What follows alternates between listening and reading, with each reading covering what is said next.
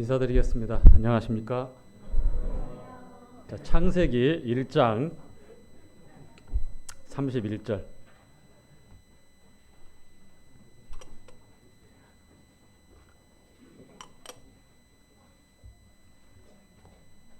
매년 똑같은 시기에 기분 좋은 시간들을 보내고 있지만 이 모든 일들 가운데 내가 주님과 함께하지 않는다라는 그런 시간들이나 그런 환경이라면 얼마나 허무할까.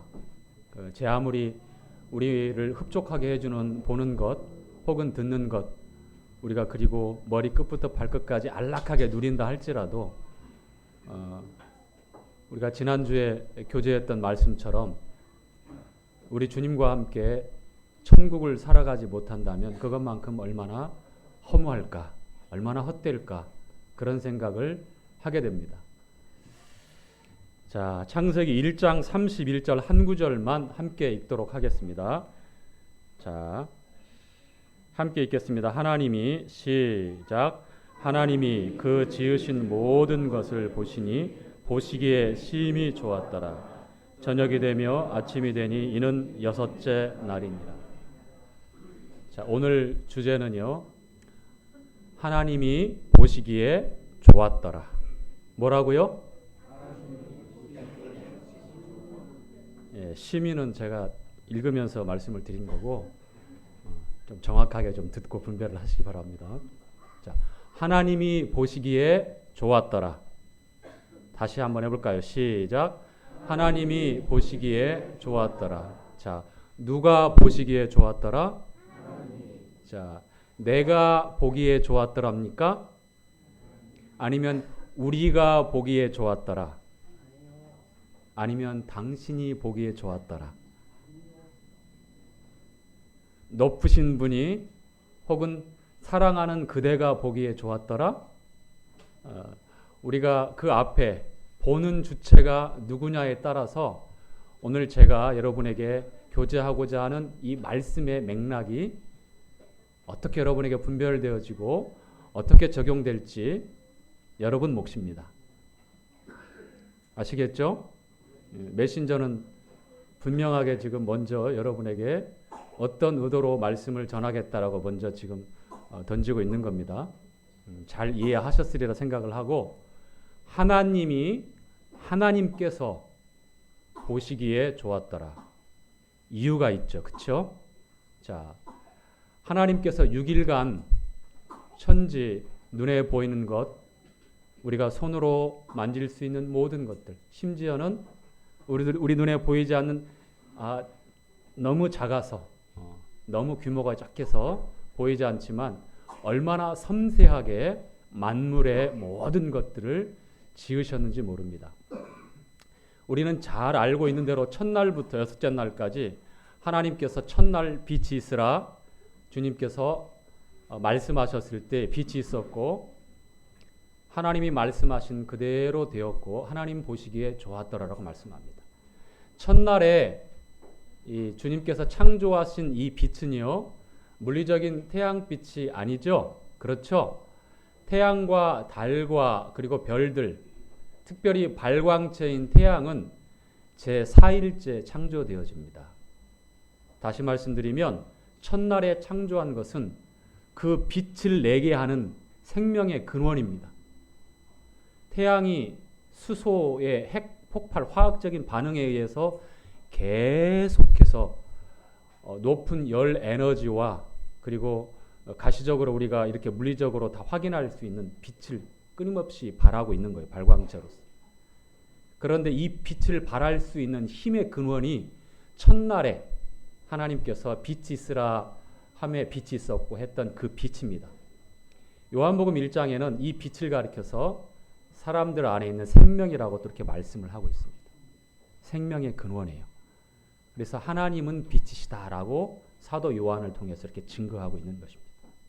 하나님 보시기에 좋았습니다. 그렇죠?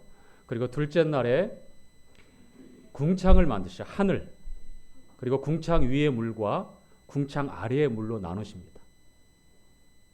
그리고 한 가지 특이한 것은 하나님이 보시기에 좋았더라라는 기록이 없습니다.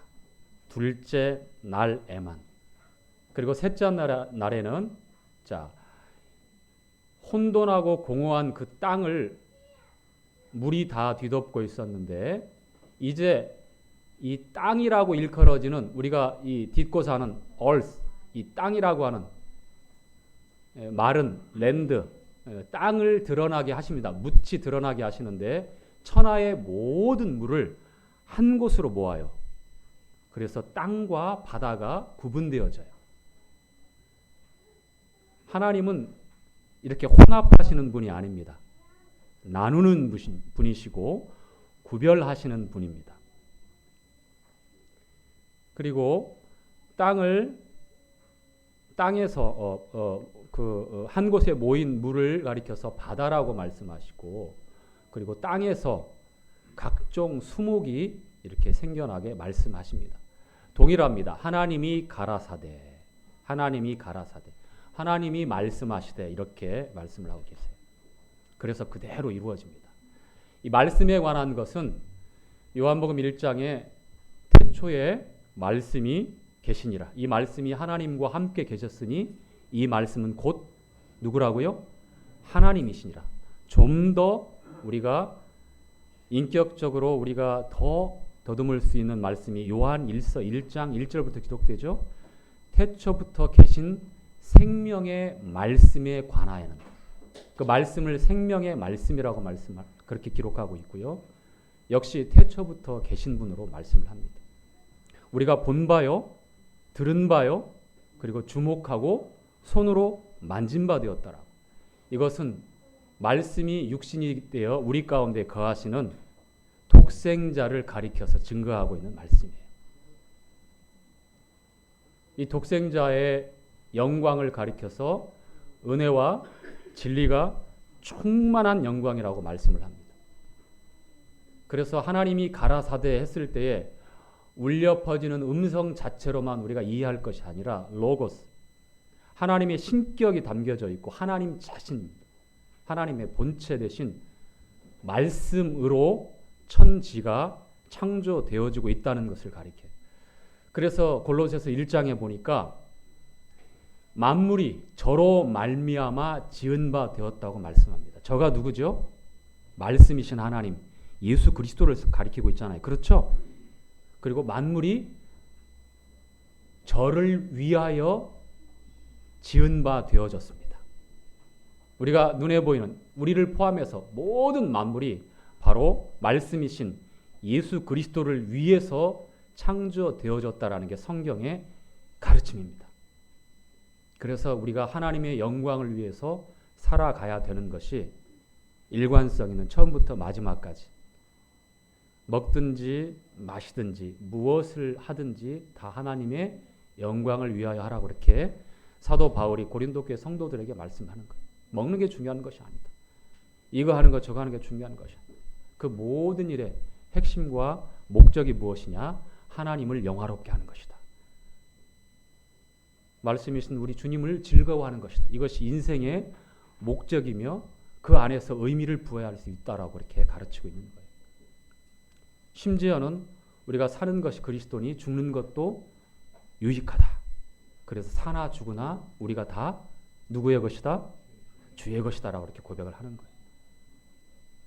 만물이 주님에 의해서 지은 바 되어졌고 말씀이신 하나님에서 지은 바 되어졌고, 그리고 이 만물이 말씀이신 하나님 예수 그리스도를 위해서 창조되었고 존재하고 있습니다. 여전히 구원받은 성도들은 더더욱 그렇죠. 그 목적을, 그 의미를 회복했기 때문에 저희가 하나님의 영광을 바라보고 즐거워하고 그 영광을 위해서 먹고 마시고 우리의 삶을 그렇게 드리고 살아갈 수 있는 거예요. 자, 이 하나님이 셋째 날에 보니까 하나님이 보시기에 좋았더라라고 했을 때에 수목이 이렇게 땅에서 이제 자라나게 되는데, 거기에는 보면 백향목이나 아주 곧게 하늘을 찌를 듯이 자라나는 삼나무, 아주 그 훌륭한 나무들만 있는 것이 아니라 이름 모를 풀들, 그리고 자그마하지만 때가 되면 꽃을 피우고 열매를 맺는 많은 그런 수목들, 풀들이 그렇게 자라납니다. 다양하게. 그것을 바라보시고 보시기에 좋았더라라고 말씀을 하는 거예요. 우리는 생각할 때에 사람들의 눈에 쉽게 띄어지고 주목받는 레바논의 백향목처럼 아주 굵직하고 정말 나무다운 나무처럼 그렇게 내가 그렇게 보여져야 하나님 보시기에 좋았더라 일까? 그렇지 않습니다. 우리가 조그마한 동산을 생각해도 그래요. 거기에 나무만 심으면 누가 그것을 예쁘고 보기에 참 좋다라고 이렇게 감탄할 사람이 누가 있겠어요? 거기에는 뭐가 들어가죠? 나무뿐만 아니라 자그마한 화초들이 들어가요. 그뿐입니까? 여기저기에 조경을 할 때에 아주 조화롭게 균형 잡히게 이곳저곳 필요하게 크고 작은 수목들을 배치하고 심어놓고 그리고 다 완성이 되어지면 어떻죠? 보기에 좋아요. 굵직하고 반듯반듯한 그런 나무들만 질비한 것 보시기에 좋았더라 그렇지 않습니다. 우리는 상대적으로 비교하고 경쟁하는 시대에 있는데요. 교회는 절대 그렇지 않습니다. 성도들의 삶은 또한 그렇지 않아요. 내가 비록 이름 모를 그런 한 포기의 풀처럼 보여질지 모르지만 나를 두신 목적이 있고 내가 하고 있는 일들에 대해서 하나님께서 의미를 부여하고 내가 지금 이 일들을 통해서 우리 주님을 드러내고 나타낼 수 있는 생명의 그런 증인이 되었다고 하면 하나님 보시기에 좋았더라. 좋았더라. 그리고 우리가 읽었던 말씀처럼 하나님과 교제할 수 있는 인격적인 사랑을 주고 받을 수 있는 그런 존재라면 아담이 그랬잖아요. 죄가 들어오기 전에. 그리고 죄가 해결되고 우리 안에 천국의 삶을 사는 주님과 함께하는 성도들의 삶에 있어서 주님께서 우리를 얼마나 귀하게 보시고 또 우리와 주님의 어떠한 사랑을 통해서 교제하고 나누기를 원하시는지 그 모습을 보고 나를 향하여 이렇게 감탄하시는 거예요. 하나님 보시기에 심히 좋았더라. 상대적으로 비교해서 우월한 그런 상황에 있을 때만 주님이 그렇게 평가하시는 것이 절대 아니라는 그러한 말씀을 드리고 싶은 거예요. 비교하고 경쟁하는 사회에서는 우월감, 열등감 이런 불필요하고 우리를 참으로 슬프게 하는 그러한 불편한 감정들이 많이 생겨나잖아요. 우월감을 가지면 어떻게 돼요? 교만해져요. 성경에서 첫 번째로 경계하고 있는 게 교만에 관한 죄잖아요. 그렇죠? 거만한 마음을 경계하고 있어요. 교만은 패망의 선봉이요 거만한 마음은 넘어짐의 앞잡이니라고 잠언서에서 지혜를 가르치고 있는 이 잠언서에서 계속해서 강조하고 있는 게 교만입니다. 거만한 마음이 죄가 들어올 때 이렇게 들어와요. 이사야 14장에 기록된 루시퍼의 타락과 반역을 보면 이 거만하고 교만한 마음이 시작이 됩니다. 죄의 시작이 그래요. 그래서 우리가 주님께서는 모두가 다 참 눈에 띄고 모두가 다 참 백향목처럼 아주 하늘을 찌를 처럼 곧게 올라가는 그런 삼나무처럼 그리고 금강송처럼 아주 붉게 물들어진 아주 고급 목재가 아니어도 눈에 띄지 않지만 한 구석에 바위 사이에 절묘하게 이름 모를 한 포기의 풀로 그렇게 자라날 때 그 모습을 볼 때에 조화롭고 또 그리고 아름다운 그 모습을 바라보시고 어떻게 말씀하신다고요? 보시기에 좋았더라. 성도들의 삶과 교회 안에서 섬김과 교회 안에서 우리가 주님께 수고하는 모든 것들은 비교하거나 경쟁하거나 그리고 그래서 나오는 우월 혹은 열등에 사로잡혀서 서로 상처를 주고받는 그런 것이 아닙니다. 로마서 12장에 말씀하고 있는 대로 또 고린도전서 12장에 말씀하고 있는 대로 지체의 원리가 있잖아요. 그렇죠? 각기 소용대로 우리가 한 몸이라고 하는 것. 주목받는 그런 은사의 활용이나 그렇지 못하는 내 위치에 있거나 어때요? 동일하게 한 몸이고, 그리고 한 지체가 기쁘면 동일하게 기쁜 것이고, 그리고 반대로 슬프거나 고통스러우면 동일하게 그 고통이 전해지고 슬픔을 나누게 되는 것. 이것이 주님께서 보시기에 좋았더라라고 하는 그런 교회 안에서의 성도들의 교제이고 사귐이고 섬김이죠. 잊지 마십시오.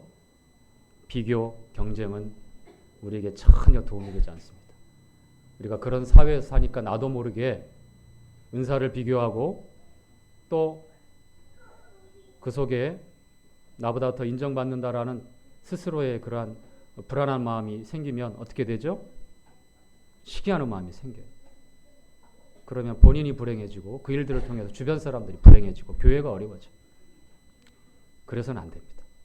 하나님이 보시기에 좋았더라. 지체의 원리를 생각해 보십시오. 그러나 주님은요, 우리가 생각하는 것 정반대로 우리를 귀하게 또 세우십니다.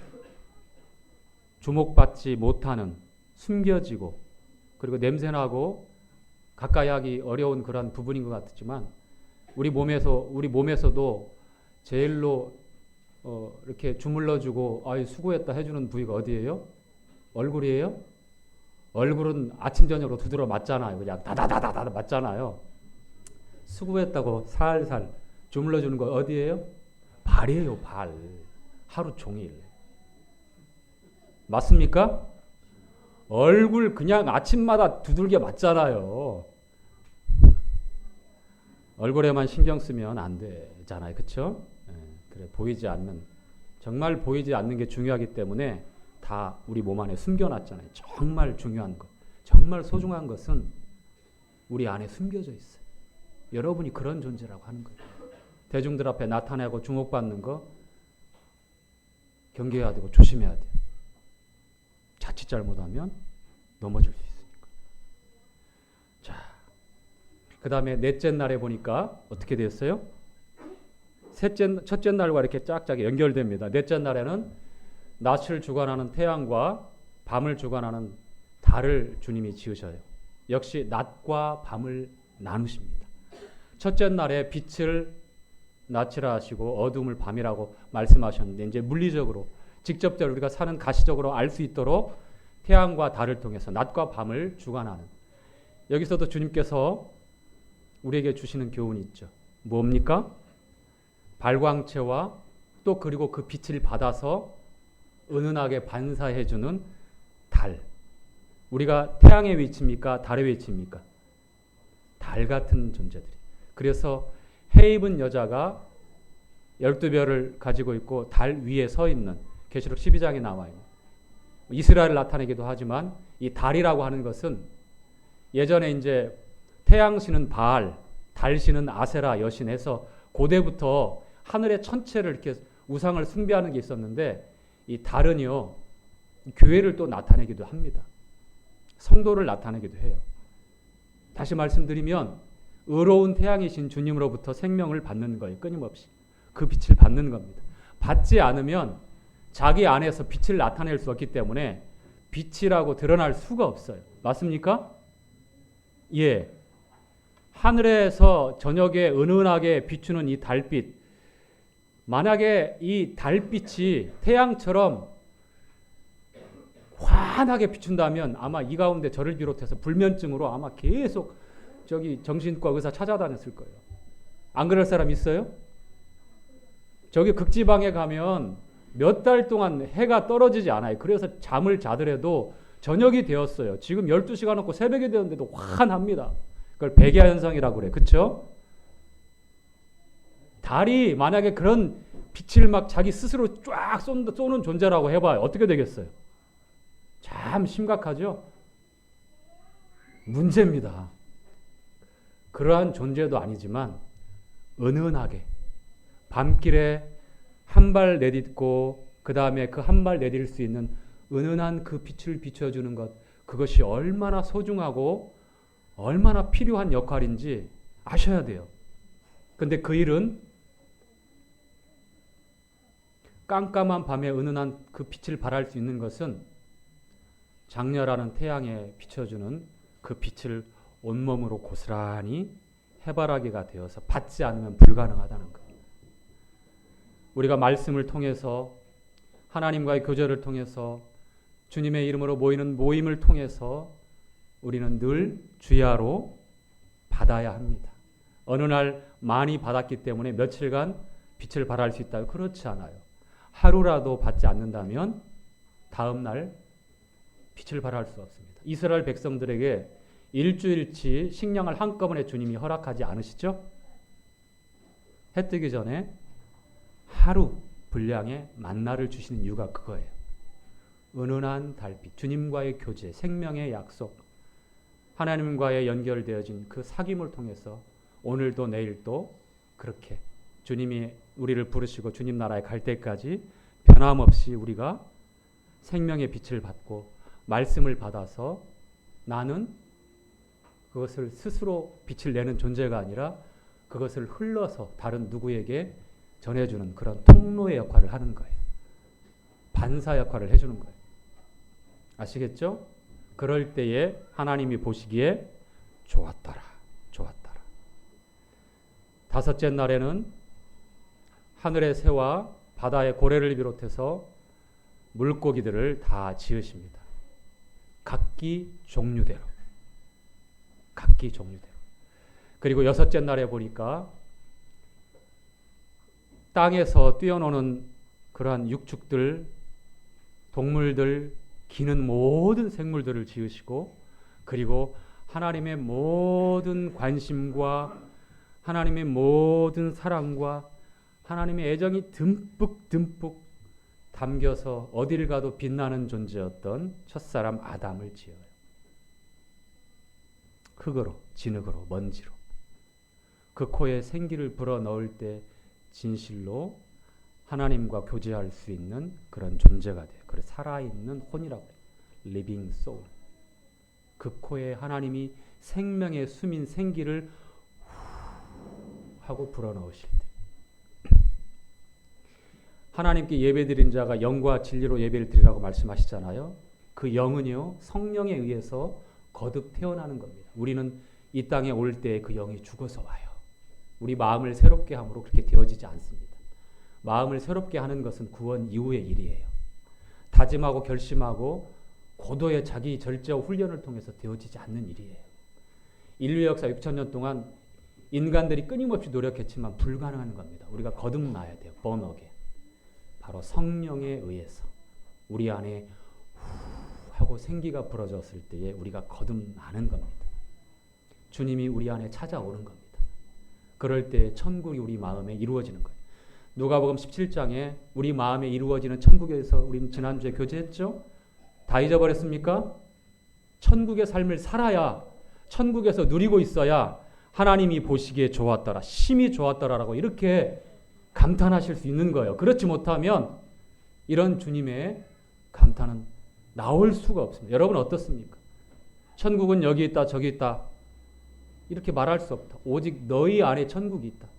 다시 말씀드리면 죄사함을 통해서 우리 마음에 성령을 통하여 위로부터 태어나는 영이 태어나서 성령이 찾아오시면 주님과 함께 있는 그곳 내 마음의 천국이 이루어지면 내 영혼이 은총 입어 중한제짐 벗고 보니 그 다음에 뭐죠? 예? 그러니까 슬픔 많은 이 세상이 기쁨 많은 잔치집이어도 슬픔 많은 초상집이어도 이 세상에 새드 엔딩으로 끝나는 이 아주 슬픈 스토리가 있어도 주님이 나와 함께 하시고 주님과 함께 한다면 그것은 뭐라고요? 그 어디나 하늘나라 이렇게 노래할 수 있다라고. 일주일이 되었는데 벌써 다 잊어버리고. 그리고 하늘나라가 또 어떤 하늘나라가 있습니까? 이 땅에 임하는 하늘나라. 마태복음 5장에 나와 있는 대로 심령이 가난한 자는 주님이 천국을 약속했죠. 의에 줄이고 목마른 자는 천국을 약속했죠. 마지막에 8번째 복에 의를 위하여 핍박을 받는 자는 복이 있다고 말씀하시잖아요. 선지자들이 그랬고 믿음의 선진들이 그랬고 그날에 기뻐하라. 하늘에서 너희의 상이 큽니다. 그러면서 약속하신 게 바로 땅에 이루어진 하늘나라 천국. 주님이 오셔서 만왕의 왕 만주의 주로 이 땅에 재림하셔서 1000년 동안 통치하실 그 나라가 바로 땅에 이루어지는 천국이에요. 그리고 마지막으로 세 번째 하늘나라가 뭐죠? 제자들이 불안해하고 염려하고 근심합니다. 주님이 십자가에 나가시고 죽으신다고 하고 떠난다고 하니까 와, 생업을 다 포기하고 가족을 뒤로하고 주님을 3년 6개월 따르고서 주님만 보고 따랐는데 두려운 거예요. 염려하는 거예요. 그래서 주님께서 요한복음 14장에 너희는 마음에 근심하지 말라. 하나님을 믿으니 또 나를 믿으라. 내 아버지 집에 거할 곳이 많도다. 내가 너희를 위하여 처소를 예비하러 가노니 가서 너희를 위하여 처소를 예비하면 내가 다시 와서 나 있는 곳에 너희를 어떻게 하리라? 영접하리라. 그 처소가 멘션인데 바로 하늘에 있는 우리가 지금 생각하고 있는 성도들 죽어서 우리가 부활하고 변화되어서 주님 오셔서 교회가 어린 양의 아내로 보여지는 새 예루살렘 성을 가리키고 있습니다. 그렇죠? 히브리서 11장에도 보면 구약의 모든 믿음의 이 성도들이 나온 고향으로 돌아가지 않았습니다. 나그네와 행인 같다라고 성경을 말해요. 베드로가 그렇게 기록하고 있습니다. 우리를 순례자라고 말합니다. 이 땅에서 정착할 집이 없는 거예요. 그래서 노마드 이 장막을 치면서 여기저기 떠돌아다니는 성도가 그렇다는 거예요. 이 땅에서 뿌리를 내리고 천년만년 살고 지고 대대로 그렇게 마음 놓고 살아라는 게 아니에요. 우리의 소망은 땅이 아니라 하늘에 있다는 거예요. 그리고 골로새 3장에도 보면 우리의 생명이 그리스도 안에 숨겨져 있어요. 주님이 오실 때에 어떻게 해요? 우리의 생명이 덧입혀지고 나타날 겁니다. 그래서 땅의 것을 버리고 하늘을 소망하고 하늘의 것을 구하라고 말씀을 하는 거예요. 하나님 보시기에 좋았더라는 것은 천국을 누리는 것이고 천국을 소망하는 삶을 가리켜요. 하늘나라를 소망하는 그 삶 아닙니까? 사도 베드로를 통해서 그 소망을 산소망이라고 말씀하잖아요. 썩지 않고 더럽지 않고 쇠하지 않은 소망. 주님 부활하심으로 말미암아 우리에게 주신 그 새 생명의 소망. 여전히 우리가 질그릇 같고 마르고 깨어지고 쉽게 지치고 보세요. 우리 몸이 그래요. 생로병사에 누구도 거절할 수 없는 인생의 그 길을 다 갑니다. 그런데 이 장막집이 무너지면 사람 손으로 짓지 않은 하나님이 지은 하늘에 속한 장막, 부활의 영원한 몸, 변화되어지는 영화로운 몸으로 주님과 함께하는 겁니다. 다니엘서 7장 18절에 이런 말씀이 있어요. 지극히 거룩한 자의 성도들이 나라를 얻으리니 그 누림이 영원하고 영원하리로다. 자, 따라서 합시다. 그 누림이 영원하고 영원하리라. 와는 따라서 하면 안 되고 그냥 아멘 해야지. 아멘. 천국을 누린다. 하늘나라를 누린다. 물론 감정적으로 다 격하게 표현할 수 없고 우리가 저마다 대동소이하지만 크고 짧은 누림이 있을 거예요. 그러나 우리가 제대로 누리지 못하고 있는 것도 사실이에요. 이 땅에 살면서. 근데 주님이 알면 알수록 말씀 앞에 우리가 나아가면 나아갈수록 하늘나라를 소망하면 소망할수록 우리 마음에 이루어진 천국을 더 알아가면 알아갈수록 하나님과 내가 어떠한 관계인지 그 사실을 깨달으면 깨달을수록 그리스도가 나에게 어떠한 보배로운 존재이며 어떠한 생명이고 나에게 어떠한 의로움이고 어떠한 자랑인지 알아가면 알아갈수록 이러한 누림은요 아마 대단해질 거예요. 문자적으로 그리고 실제적으로 우리가 하나님의 나라를 유업으로 받습니다. 그리고 그 누림에 대해서 영원하고 3번 강조해요. 영원하리라. 끝이 없다는 거예요. 이것이 우리에게 보증하고 약속하신 하나님의 말씀입니다.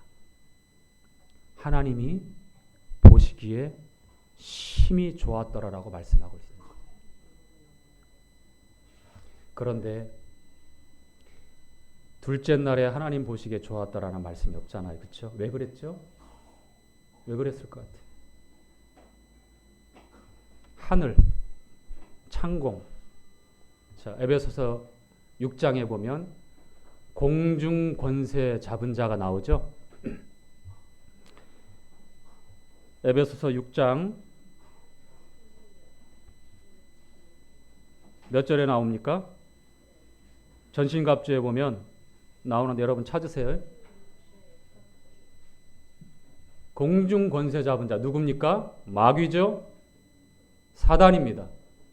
또한 2장에 가면 하늘에 속한 악한 영들이 나오죠. 그러죠? 불순종의 아들들 가운데서 역사하는 하늘의 찾아봅시다. 이런데 가만. 자, 에베소 2장 한번 볼까요?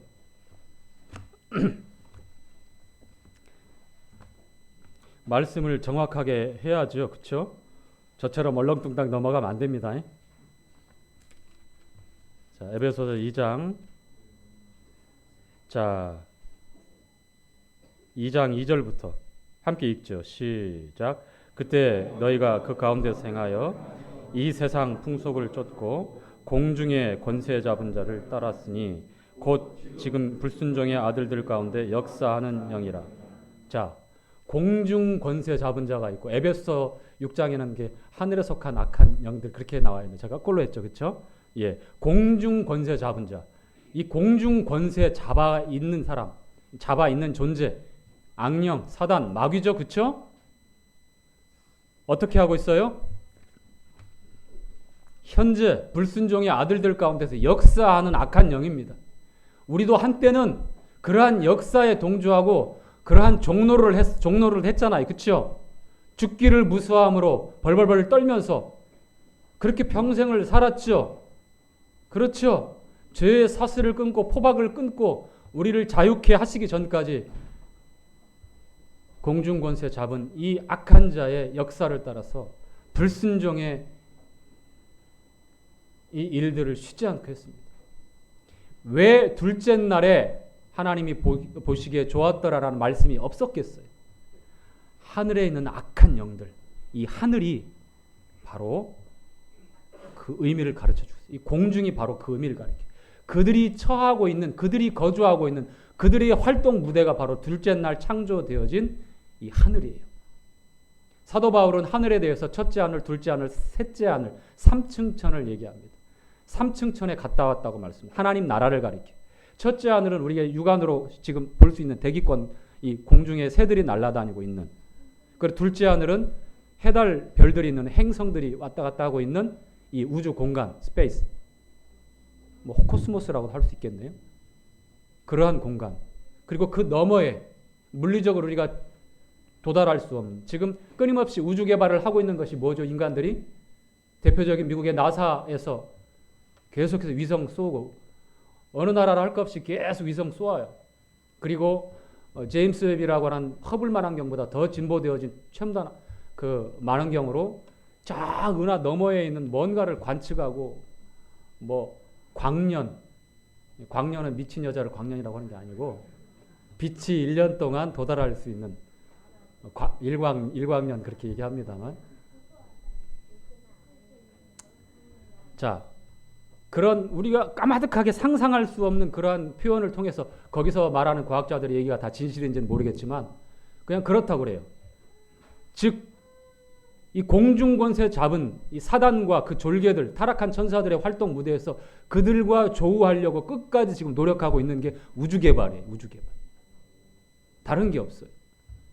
뭔가 외계의 고등적인 존재들이 와서 뭐 SF나 마블 시리즈에 보면 거의 절대 악이 와가지고 우리 인류를 위협할 때 인류가 똘똘 뭉쳐서 거의 망하기 일보 직전에 이기는 것으로 나오는데 두 가지 메시지가 있어요. 이 세상을 볼 때 주님이 다시 오실 때 그러한 존재로 보여질 겁니다. 자, 그런데 이 공중 권세 잡은 자, 하늘에 있는 악한 영들에 의해서 불순종의 아들들 가운데서 역사하고 있다고 말합니다. 이것은 누구도 예외가 될 수 없어요. 불순종하면 그런 역사가 나에게도 뒤따를 수 있다는 것. 누구에게 순종을 하는 겁니까? 어디에 순종을 하는 겁니까? 나는 독창적인 그리고 아주 주관이 분명한 나를 위해서 사는 이 땅에서 더군다나 이 시대를 가리켜서 포스트 모더니즘이라고 하잖아요. 그렇죠? 1960년대에 일어난 문화예요. 그런데 정치, 사회, 경제, 종교 할 것 없이 망라해서 한마디로 얘기하면 다원주의. 계몽적이고 인간의 이성에 바탕을 두고서 합리적이고 그렇게 생각하는, 그렇게 하자고 하는 주의 이념입니다. 그런데 여기에 무서운 함정이 있고 독이 있어요. 뭐가 있죠? 진리는 없다. 오직 하나의 진리는 없다. 성경은 말씀하고 있잖아요. 예수님이 진리고 하나님의 말씀이 진리이고, 그래서 우리가 하나님 말씀을 믿는 것이고 예수님을 믿는 것이고 오직 성경이 우리의 최종 권위이고 진리이다고 하는 겁니다. 세상에 변하지 않는 것은 없다. 그들 얘기로는. 상대적이다. 그래서 여기도 진리일 수 있고 저기도 진리일 수 있다. 종교적으로는 산에 오르는 길은 여러 가지다. 정상에서 그러나 다 만나지 않냐. 불교, 힌두교, 이슬람교, 토속종교, 민속종교 할 것 없이 모든 나라의 종교들 다 존중해주고 그들의 선을 인정해주고 그렇게 하자는 게 다원주의예요. 절대 진리. 진리는 없다. 이것이 오늘날 사고방식, 우리를 그렇게 물들여 놓은 겁니다. 그래서 간혹 가다가 이런 얘기를 하잖아요. 틀린 게 아니야. 다를 뿐이야. 우리도 이렇게 얘기합니다. 이게 맞는 말이에요. 그런데 조심하십시오. 왜 이런 얘기들이 나오는지. 네 생각을 존중하고 네 감정에 충실해. 네가 맞아. 괜찮아. 너도 하나님이 될 수 있어. 에덴 동산에서 뱀이 하와를 속였던 거기서부터 나오는 그런 사상들이에요. 이 포스트 모더니즘, 새로운 것이 아닙니다. 뉴 에이지의 한 갈래일 뿐입니다. 하나님 보시기에 좋았더라를 회방하는, 참소하는, 대적하는 자가 활동하는 주 무대가 되기 때문에 하나님이 보시기에 좋았다라는 말씀이 없는 겁니다. 안타깝게도 사사기 말씀에 보면 두 번에 걸쳐서 이런 말씀이 반복됩니다. 17장 6절과 21장 마지막 25절에 보니까 그때 왕이 없으므로 사람들이 자기의 소견에 옳은 대로 행하였더라. 뭐라고요? 네 생각대로 띠띠띠띠띠. 네가 생각하고 네가 판단하고 네가 알고 있는 그것이 옳다, 선이다. 그러니 망설이지 말고 네 마음이 원하는 대로 해라. 자, 하나님 보시기에 좋았다라는 표현이 있어요.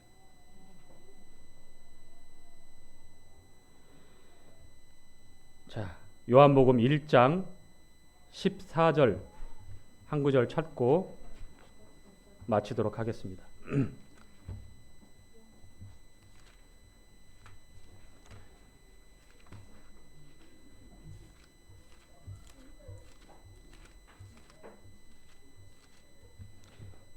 자, 말씀이 시작. 말씀이 육신이 되어 우리 가운데 거하심에 우리가 그 영광을 보니 아버지의 독생자의 영광이요 은혜와 진리가 충만하였다.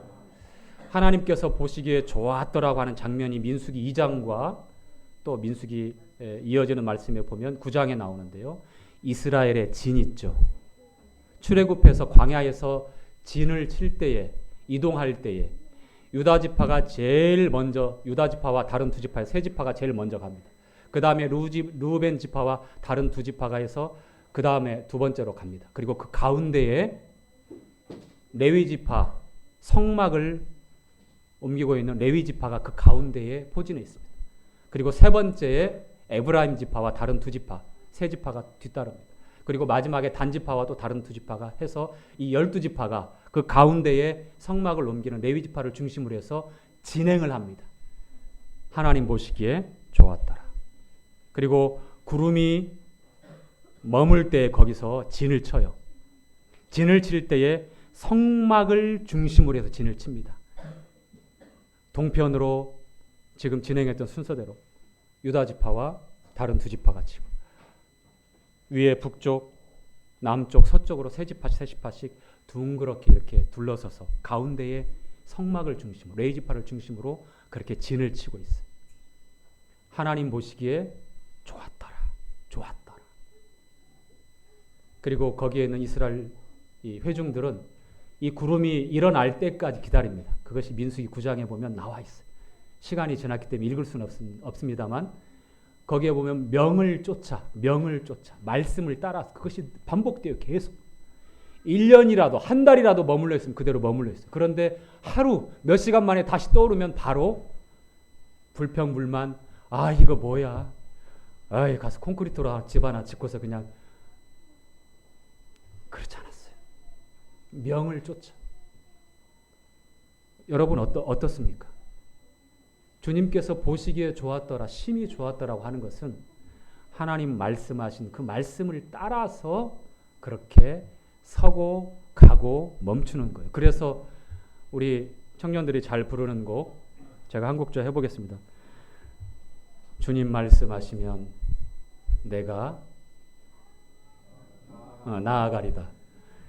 주님 뜻이 아니면 내가 멈춰서리다. 나의 가고 서는 것 뭐라고요? 주님 뜻에 있으니 오 주님 나를 이끄소서. 내가 가고 서는 것 주님 뜻이다. 주님 말씀하시면 내가 가고 주님 뜻이 아니면 멈춰 서겠다는 거예요. 이스라엘 진을 바라보면서 얼마나 그 모습이 이 광야에서 주님의 모든 관심과 주님의 모든 사랑이 쏟아지는 그 이스라엘 진을 향해서 그렇게 보시기에 좋았다라고 말씀하시는 거예요. 우리가 읽었던 1장 14절 말씀은 은혜와 진리가 충만한 독생자의 영광을 바라보고 그 즐거워하는 우리 사도 요한이 그렇게 받아서 기록하고 있는데요. 어느 것 하나 50대 50이 아니라 은혜가 충만합니다. 100% 충만합니다. 그리고 또 진리도 100% 충만합니다. 그렇죠? 치우쳐져 있고 이 균형 잡히지 않았을 때에 하나님 보시기에 좋음이 반감될 수 있겠죠? 자, 하나님의 은혜가 충만합니다. 하나님의 진리가 충만합니다. 무조건 사랑으로 된다고 다 되는 것 아니잖아요. 그리고 무조건 옳다라고 이것이 진리다라고 주장해도 되는 거 아니잖아요.